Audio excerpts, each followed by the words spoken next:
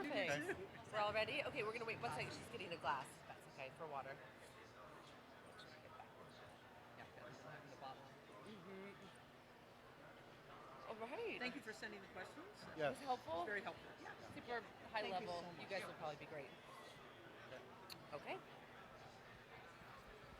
All right, can everyone hear me? Cool. We're going to go ahead and get started. My name is Ashley. I am a science writer and a current student at the UC Santa Cruz Science Communication Program. Today on the AAAS stage at the annual meeting in Seattle here in the Expo room, we have two awesome folks who are going to talk about diversity, equity, and inclusion with recommendations from the physics and astronomy world. So to kick things off, I would love to have each of you please just introduce yourself and tell our audience a little bit about your background. Mary, you want to start? Hello, I'm Mary James. I'm a professor of physics and the dean for institutional diversity at Reed College in Portland, Oregon. And I'm here today because I was the co-chair of a task force convened by the American Institute of Physics to study the challenge of the underrepresentation of African American students earning bachelor's degrees in physics. Hi, my name is Alex Rudolph. I'm a professor of physics and astronomy at California State Polytechnic University, also known as Cal Poly Pomona, part of the California State University system. I'm also the director of the CalBridge program, which is designed to help underrepresented groups go on to get PhDs in physics and astronomy. And I'm here because I was co-chair of a task force of the American Astronomical Society looking at diversity and inclusion in graduate education. Wonderful. Thank you, Alex, and thank you, Mary. To kick things off, I'd love to dive right in, actually. Yesterday, there were some pretty powerful statistics and data points that both of you shared about the current status or situation of diversity in both of your fields. Can each of you please share a few of the maybe high-level stats that you think are most powerful? So about 15 years ago, the physics community launched a program called Spin Up to increase the number of students graduating with bachelor's degrees in physics. This program was actually spectacularly successful in helping students understand the beauty of obtaining a physics degree and also its utility in terms of future careers, and that the future careers available were actually very broad, not just going on to get a PhD in physics, for instance. However, with that spectacular rise in the number of physics majors from around 4,000 a year to 9,000 a year, African Americans did not show an equivalent increase in participation. And in fact, their percentage of the number of students getting bachelor's degrees in physics has been steadily declining. So meanwhile, African American students are receiving bachelor's degrees in higher numbers, as a higher percentage of the total receiving bachelor's degrees across all fields, and even in some STEM fields.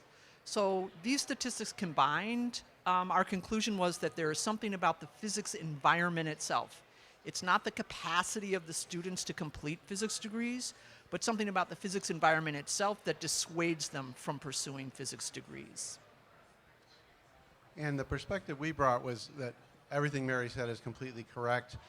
But in addition, if you look at the numbers of underrepresented students going on for PhDs, it's even lower than the number getting their bachelor's degrees. And that's important for a couple of reasons. One is you want people to be able to pursue higher education if that's what they want. But also, if you want to eventually change the makeup of the faculty members who teach physics, you need to have PhDs in the field. And one of the problems we have in keeping undergraduates from underrepresented groups interested in physics as undergraduates is they don't see any faculty that look like them. So helping promote PhDs from their groups will help then create faculty members they can look up to and who can help mentor them. Wonderful. Thank you, Alex. And so let's take a moment and pause, right, and kind of explain to the audience and our listeners online about why is this such a problem? Mary, I think you put this really well yesterday. Well, I guess I have to get clarification on what you mean by why. Why is it a problem, or why are we concerned with the problem? Why is the problem concerning? Right. So I think if we step back and kind of take the 10,000-foot view, a goal across science in the United States has been to have much better representation of identities, lived experiences, and perspectives in all of our undertakings. Science is one of the most, well, I'm a scientist, so science is one of the most important undertakings that we undertake as a nation, as a community. And so not to have broad representation across racial and ethnic groups, across identities, across lived experience, diminishes science. It diminishes the perspectives that are coming at any challenge within science. So taking that as a given, that we do want to increase the representation of currently underrepresented minority, racial, and ethnic groups in science and in physics in particular, what is impeding our progress in doing that? So what we wanted to do with that, so as I said, the conclusion then was that it's not that students don't have the capacity to complete these degrees, but something is dissuading them from wanting to complete these degrees. So that is a different kind of problem than physicists usually look at. It's a different kind of challenge. Have I answered your question? Okay. Yep. That's great. And Alex, anything to add? Yeah, I guess what I would add is that on a more individual level, one of the things that motivated me to get involved in this kind of work is I am at a university that is itself incredibly diverse. It's in California, and we have a large population of underrepresented students. And we were sending very few of them on for PhDs. And what I discovered was it's not because the students don't want to go on for PhDs. They are very excited by science and research and fundamental knowledge. But they didn't understand the pathway. They didn't understand all the cultural rules that there are around going on for PhD, which are even larger than for going to college, which is itself a barrier, was the problem.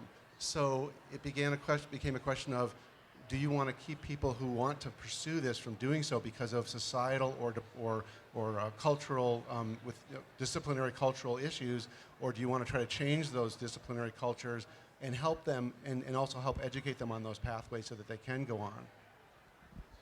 Right. Oh, sure. Yeah, I think maybe getting at what you were trying to get at. So cultural barriers to participation are very, very real and very, very invisible to most of the practitioners of the discipline.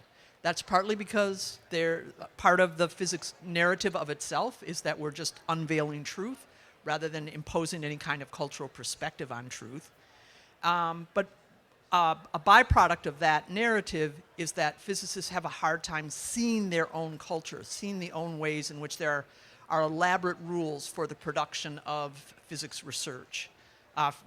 So we have kind of a double task. We have to both help physicists understand that indeed there is a culture in which all of our activities are embedded, that culture is very comfortable to those of us who have been in it for a long time and therefore invisible. It's like a fish in water. And that culture is actually a barrier to participation for many who we would like to have join us in our field. Wonderful. Thank you so much. So then let's segue right into what each of you did, right? Let's tell everyone in the audience and online, in a nutshell, how did you actually set out to tackle these problems? So there's been attention paid to this problem for many decades, actually, but very little progress has been made. But in recent times, there's been a beginning of an understanding through consulting with social scientists and others about these issues of culture and even some other things such as the role of standardized testing in creating barriers. And there's begun to be some progress amongst astronomy and some physics departments at looking at changing the way they do graduate admissions to look at a more holistic view of students rather than just test scores, which was encouraging, but information was not being sort of shared or disseminated very quickly. So what we set out to do was the AAS created this task force to just collect the best practices of what was working at places that was working, consult with social scientists to understand as best we could about culture and the way in which it creates barriers, and then from that create a report which departments could use to make change, bring about change in their practices if they wish to. And finally, we were also hoping to come up with ways to collect data in an ongoing way and then present that data back to the community to give, because self-knowledge is the only impetus to change. Is you have to understand what's going on and have the information if you want to be able to actually implement change. Thank you, Alex. Yeah, I completely agree with everything that Alex has said, and I'd just like to add that for the physics community, it's qualitative data is not something that we're used to using. So it was important to our task force to include social scientists who are experts at collecting and analyzing qualitative data. So we took as a starting point for our investigation of what the challenges were for African American undergraduate students pursuing physics degrees, that the data is the experience of the students. It's not what we think the students are experiencing, it's what the students are actually experiencing. And the only way to understand that is to have the students report to us what they're experiencing. So social science researchers are very skilled in interviewing subjects, students in this case, and helping them reflect on their own experience, and helping them be candid about what is actually happening in their experience. So having collected information about student experiences from over 300 students, we were then in a position to say to the community, we have data that shows, which physicists respond to, rather than saying anecdotally, I talked to a student and this was their experience. So I think one of the powers of these two studies is that we can really say to the community, we have the data, and we're very confident in it, and you can use this data to improve the undergraduate experience for African American students. Excellent, thank you. And so then let's dive right into the results, right? What did you find? Mary, you talked a little bit about cultural barriers. Could you expand on that a bit for us? So in the end, there were 5 areas in which we want to invite physics departments in particular. Undergraduate students, their experience of the physics community is really the physics department. As you move on in your career, it can become your world expands. Your world of physics maybe is going to be research universities, national laboratories, industrial R&D settings, etc. But for the undergraduate, it's really at the department level. And so students need, one, to grow a sense of belonging, that the department is welcoming them, is excited that they're a member of the department, and wants them to be successful. The second is that the students need to develop an identity as a scientist. They have to come to think of themselves as an emerging scientist, someone who is going to be participating in this field.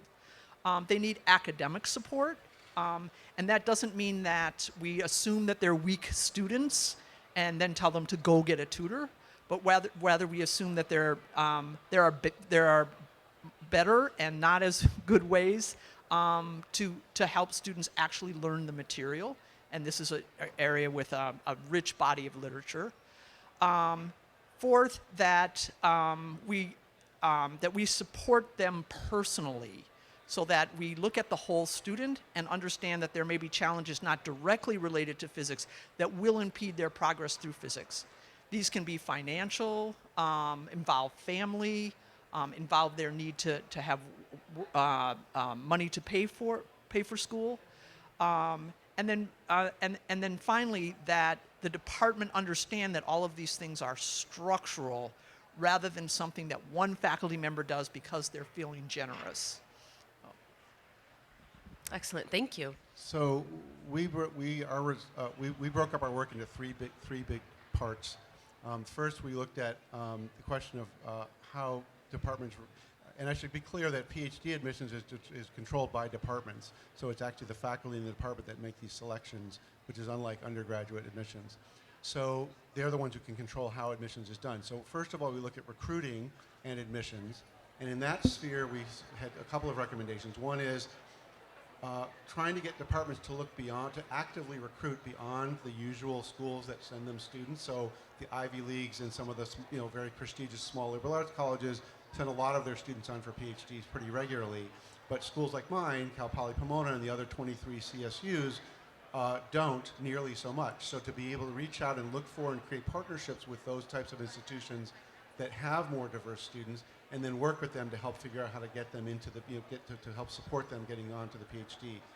Then secondly, the other big recommendation in that area was to focus on how they do admissions. And there's a lot of work in this area.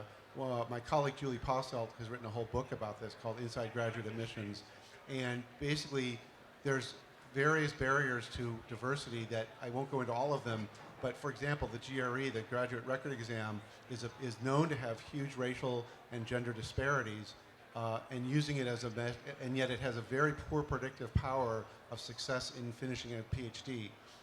There are other, again, social scientists have developed other mechanisms for looking for what makes someone a successful researcher, things like persistence and sort of ability to communicate, that some of these students can show if given the opportunity.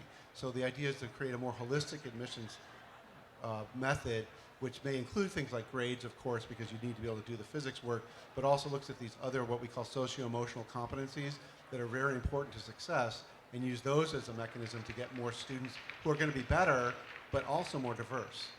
And then the second area we looked at was retention and mentoring, and there I'll just say that that's a very common probably overlap with what Mary's task force did, meaning retaining and keeping students in a graduate program is not in some ways very different from keeping them in an undergraduate program.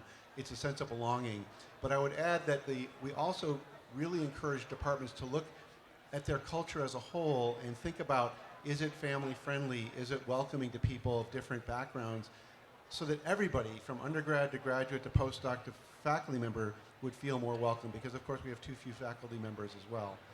And then we really just laid out a method for people to kind of have those conversations and talk about them, and because each school will have its own unique way they need to solve the problem of how to make themselves a welcoming environment. And then the last piece we looked at was how do we recommended to the American Astronomical Society to work with the American Institute of Physics to collect national data on a regular basis about both statistics, demographic, and climate. So that means asking questions anonymously of students and others across all the departments in the country to talk about their experiences in the way that Mary explained, and use that as actual data to inform whether the climate in the different departments is welcoming or has problems that need to be addressed. Wonderful. Thank you both. And so I'm curious on, either a personal or professional level, what to you was one of the most surprising things that all of your research yielded? Alex, do you want to start? Yeah. So I don't know if I would call, I think what was surprising to me, well, I think it was surprising that there's a great willingness, a pretty hunger for change among quite a few people that we talked to. And I don't know if it was surprising, but we found that there was a lot of just puzzlement about what to do. A lot of it was just how do we know we want to make this change happen, but how do we do it? And so realizing that just informing community members about what can be done, informing them about colleagues and others who are doing something successfully can be a very powerful agent for change. I think that was probably the main thing. Wow, and that speaks to the power of the work that you're doing. That's wonderful. Mary? I'm not sure I would characterize it as surprising, but I think it shifted my focus. I think before the study, I was more focused on what actually happened, the interactions of the students with the department. So that environment. And one of the things that came out in the study is that students are really longing for us to see them as whole human beings. So one of the narratives of physics is if you're really excited and committed about physics, physics is your whole life. And therefore, that's tacitly telling people that other parts of your life, you kind of should be ashamed of them. Or certainly not bring them up in what is essentially a professional setting. And so I think one of the things that the students told us in no uncertain terms was that it would help them immensely for people within the physics, the faculty, graduate students, others who they respect, to ask them about the other parts of their lives and to reaffirm that those other parts of their lives are important and that they can be successful physicists and continue to maintain their relationships with family, their relationships with community, and find ways to integrate their identity as a physicist with their identity as a member of a broader community. So I think for me, that was a new focus that I hadn't been thinking too much about. Wow, that's so cool. That's a great thing to uncover and share. And so then, with these findings, how did you go about broadcasting the results to the greater community? And what's next for your work? Well, our task force gave its report to the American Astronomical Society annual meeting in 2019, so January 2019, actually here in Seattle in this convention center. So we had a plenary session that was attended by whoever wanted to come from the meeting, and we basically gave a talk about the report. Of course, the report is available online and is on the American Astronomical Society website. We also gave a talk to the department chairs who meet regularly in association with that annual meeting. They have a separate meeting where just the chairs come and meet, and we had a chance to talk to them so that each chair that was there could hear directly from us. But the real ongoing work, and I said this when we first set out to do this task force, was that our task force report was the beginning of an effort, not the end.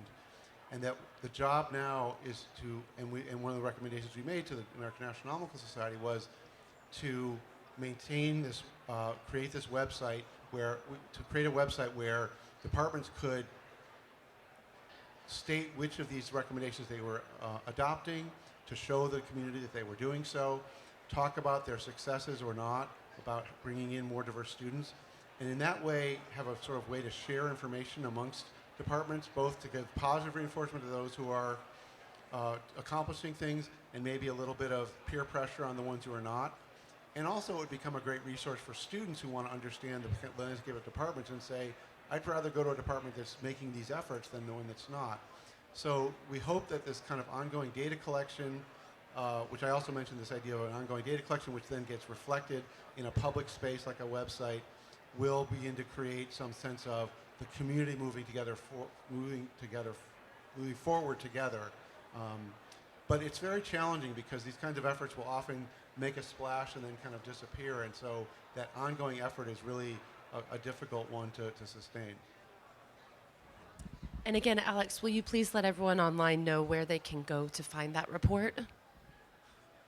So the best place to go is to go to the American Astronomical website, which I believe is just aas.org, and then do a search for Diversity Task Force, and I think you'll find it that way. Excellent, thank you. And Mary? Yeah, much of what Alex said. So because our report was just released in December, we're disseminating it widely. So we attended the 2020 AAS meeting, the National Mentoring Community meeting of part of the American Physical Society. This meeting, we'll be attending the large American Physical Society meetings in March and April. The American Physical Society also has a chairs meeting every year. We'll be presenting there. And they have workshops for new faculty members, and we'll be disseminating some of this work at those workshops.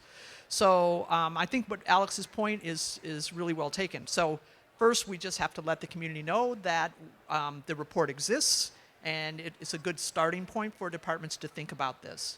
And then comes the real work, which is how to keep the momentum alive, how to help the community as a whole, the physics community as a whole, shift its culture to see this as an important part of what we do. So none of us ever forgets to teach introductory physics.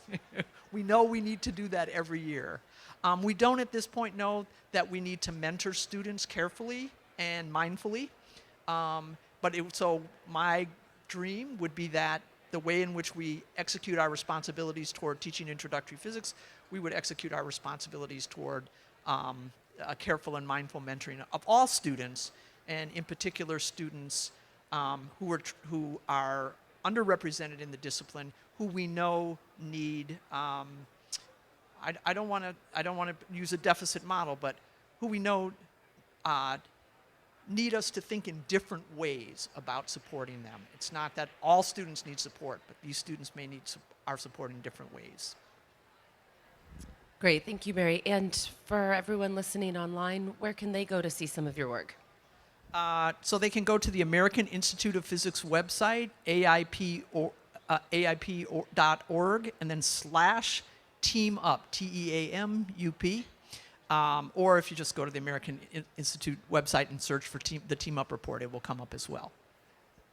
Wonderful. Mary James, Alex Rudolph, thank you so much for joining me today. Once again, my name is Ashley. Thanks, everyone.